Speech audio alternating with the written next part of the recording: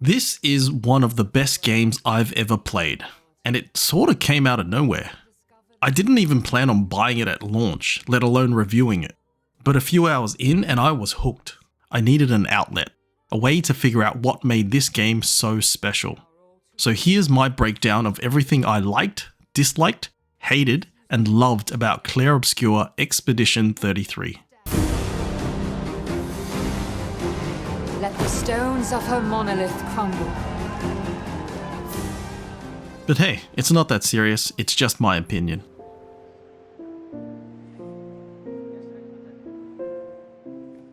Now, to start, a bit of background.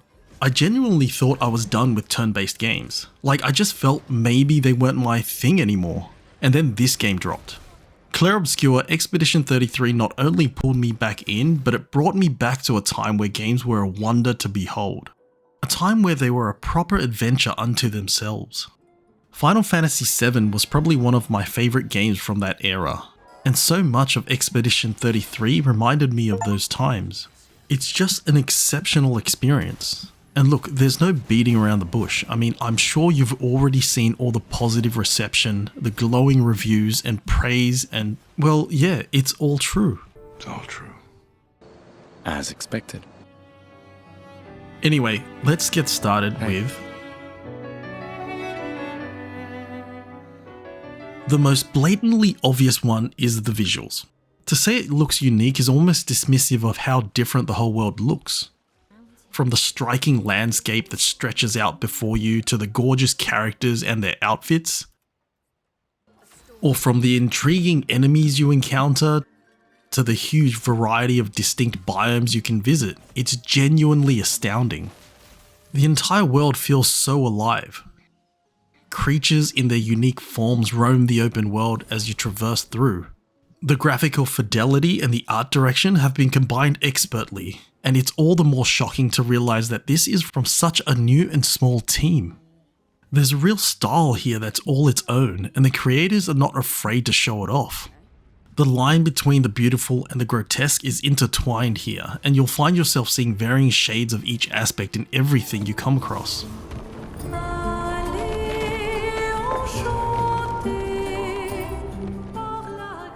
Another aspect that I really liked is the story and narrative and world. In fact, I had a hard time deciding whether this should be part of the things I really loved, because it's so remarkable. The characters are all interesting and unique and feel true to life, especially in their emotions and dialogue and interactions, some of which are technically optional, so you might not even experience them all if you're just doing the bare minimum. And it all somehow translates really well into their gameplay counterparts too. They've just crafted a really interesting and distinct world and story here. The atmosphere and feel is confidently its own, and it's fully embraced. There's clearly huge sci-fi and fantasy elements to it, but it's not the main thing that hooks you in. It's what those fantasy elements mean for the characters and their approach that makes the narrative so interesting. A consistent theme of loss and tragedy and grief is ever present, and it's addressed to differing degrees through your party of characters, each with varying levels of emotional connection and experiences around the events that play out, and a lot of it is explored quite in depth.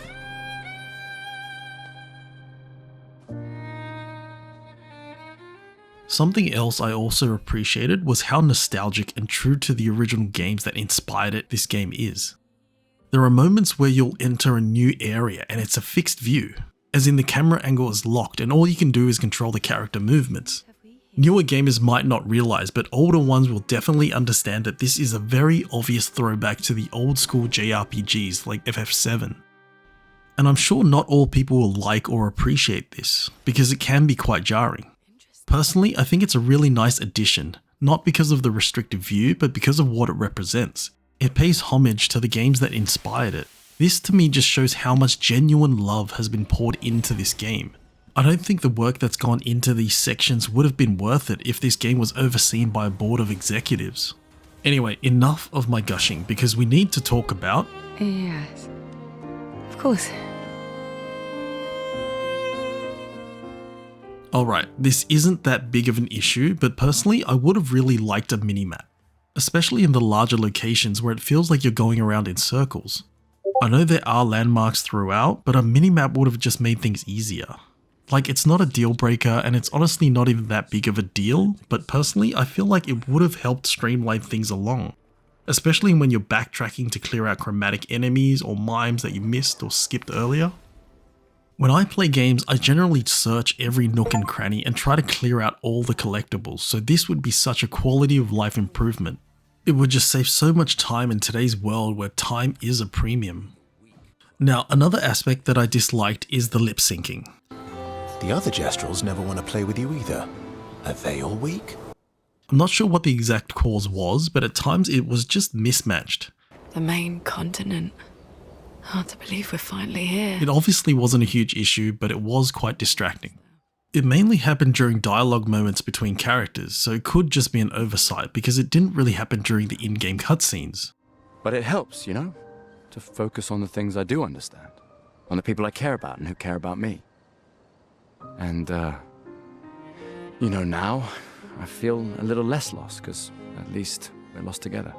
Mind you, I started this at the end of June, about a month after launch, and there's been patches since then too, so I'm not really expecting it to be fixed anytime soon. In fairness, it's not really a deal breaker, so if that's the only thing stopping you, I'd say don't wait. No distraction, son. I'm really busy beating up strangers. Now, as I mentioned, the visuals are amazing, including the character animations and actions. Another issue I have though, maybe because I'm old, is that the level of visual noise is kind of overwhelming. I get that they want to make it look awesome and cool and everything, but it does come at a cost. Mainly when you're fighting an enemy for the first time and trying to time the counter, it just makes the timing of the parry dodge mechanic harder to see. I mean, the telegraphing of the attack itself can also be a bit finicky, but it's mostly just the visual noise I have an issue with. Like in most turn-based games, it wouldn't be a big issue, but because there's such a reliance on this mechanic during combat, it's definitely more apparent. Break! Now, just a quick break. I'm super close to hitting 1,000 subs and I'd really appreciate your help getting there. Thanks for the support. If you've gotten even a little value out of this video, hit that like, drop a comment and subscribe. It seems that less than 1% of you guys are actually subscribed, so you'd be joining the rare 0.2% who already have. And together, maybe we can flip that number. Just admit you can't do it yourself. Anyway, on to...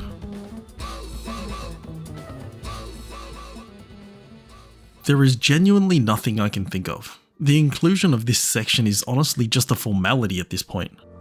Care to explain? No, really, I've got a few nitpicks, but nothing that annoyed me enough to truly hate this game. Which I guess makes this section a lie? What do you mean? And maybe that's the ugliest truth of all. I don't get it. Well, on that positive note, it's time to talk about...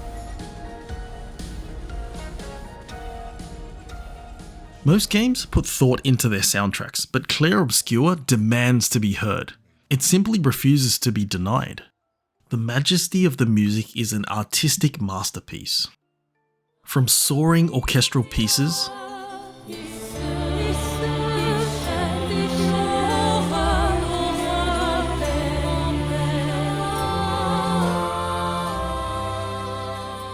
ghostly vocal tunes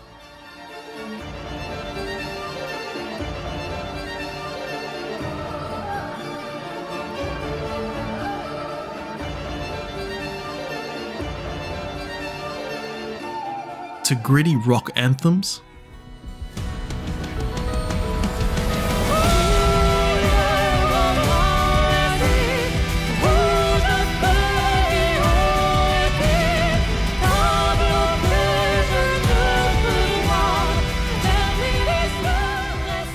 or from funky jazz tracks,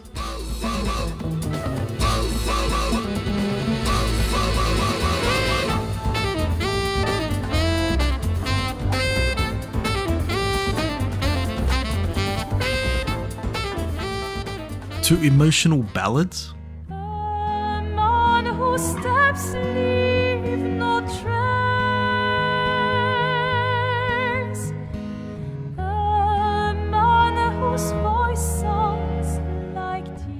the variety and range is unbelievable.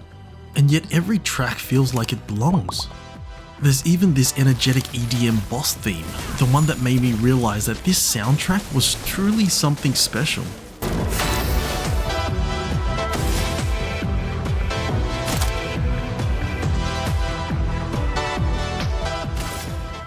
I mean, I've added tracks from other games to my personal playlist in the past, but never this many, or at this frequency.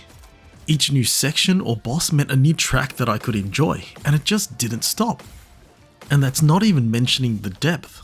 The music manages to tell its own story every step of the way, one that perfectly captures the feeling of the story and gameplay.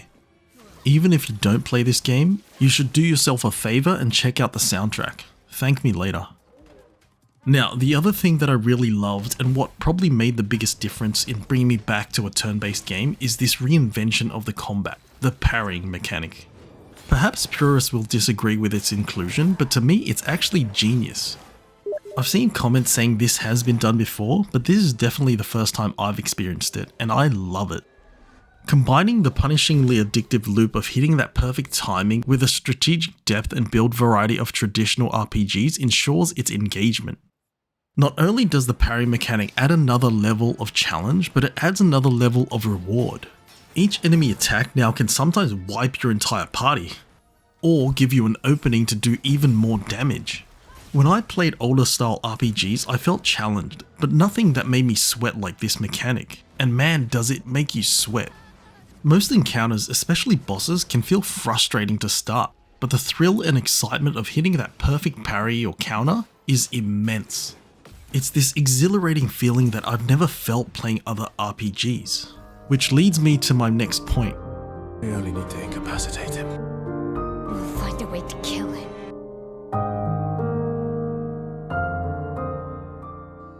Coming into this game, I figured I'd probably enjoy it, but I was blown away by just how much I enjoyed it, and I regret not jumping in sooner.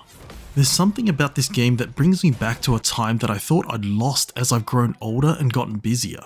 That magic of games, that sense of wonder and excitement as the world opens up and you start exploring. More than ever, it just makes me think that maybe the general sentiment is right, and that they just don't make them like they used to. But I digress, because I know there's still good games out there, this being the perfect example of one of them. I genuinely hope this game wins Game of the Year. When? Not if. When? I am excited for Ghost of Yotei and I adore Ghost of Tsushima, but this game represents something truly special. It's what I feel the industry is in dire need of. And finally break this cycle. A unique creativity that carries with it a depth that feels to be missing in a lot of modern games. And considering how much of an impact it's made already, and how much of a resounding success this small studio has had, it's all the more deserved. Did you listen to what I just said? So this is my... I guess you'll get to meet more Gestrels.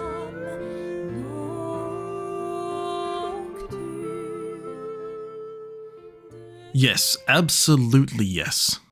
If you like deep, meaningful stories, combat that's as rewarding as it is challenging, and one of the best soundtracks in recent memory, play this game. Even if you're unsure about turn-based combat, give it a shot. This might be the one that changes your mind. The one known as François. It genuinely made me feel like a kid discovering games again, and who knows, it may for you too. It will, after all, be my personal Game of the Year. But I do believe that I did, in fact, tell you so. But hey, it's not that serious, it's just my opinion.